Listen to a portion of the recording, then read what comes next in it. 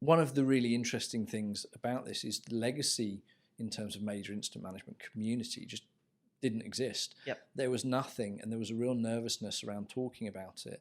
And one of the things we've done since the MIM as a company was born is we very much saw that, although that's not something we were obviously selling as a product and therefore generating revenue and able to grow the company, we saw that as our responsibility and really felt that we need to be the ones driving that forward and trying to bring the conversation about major incident management to the forefront for a couple of reasons. One, so that we generate new major incident managers, i.e. it's quite a, if you're not in that world and your organization doesn't have one or you haven't had exposure, you wouldn't even know that's a role that you can take on. So actually we need enough people knowing about it that there is always fresh, young, intelligent bodies ready to come in and interested, because it's a really exciting role, to do it or to take ownership of a major incident function or to be process owner or to take those.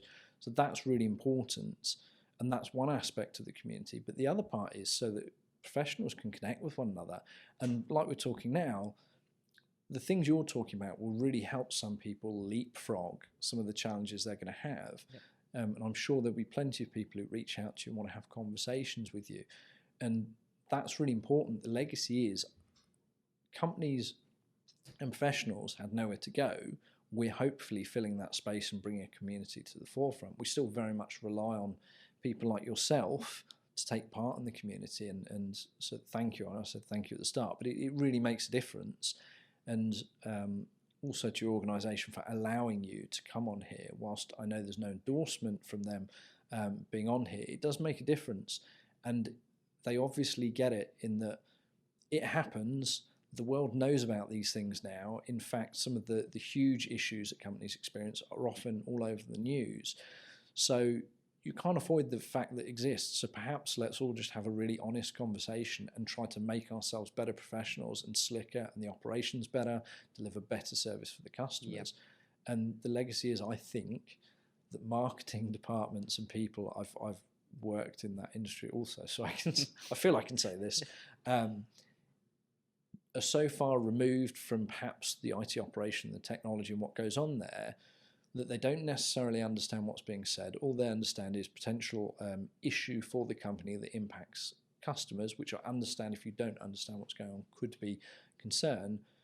Therefore, to them, they immediately go, we can't talk about it, shut down, I don't want anything like this discussed externally.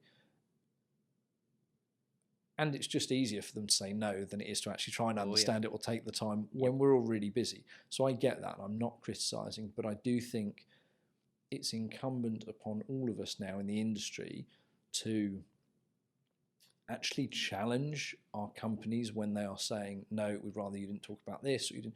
And I'm not saying that they have to specifically talk about their companies, although I think that's very helpful for other professionals in the community, and you can about pretty much any other aspect of IT, and it's fine. You've got presidents and vice presidents stood up there talking about what the company's doing and even some of the challenges they have.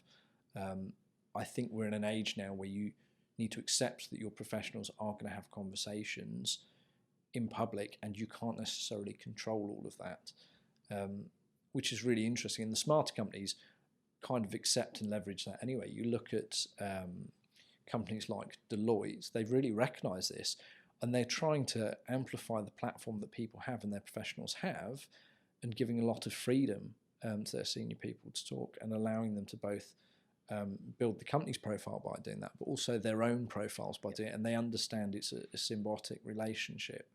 But it's really is something that I think the whole industry needs to work on, and when perhaps your marketing department, if that's indeed who says no to you, I think it's incumbent upon you to push it and challenge and say, well, actually, this is why, and here are some examples of other professionals from other very well-known companies who are having these conversations.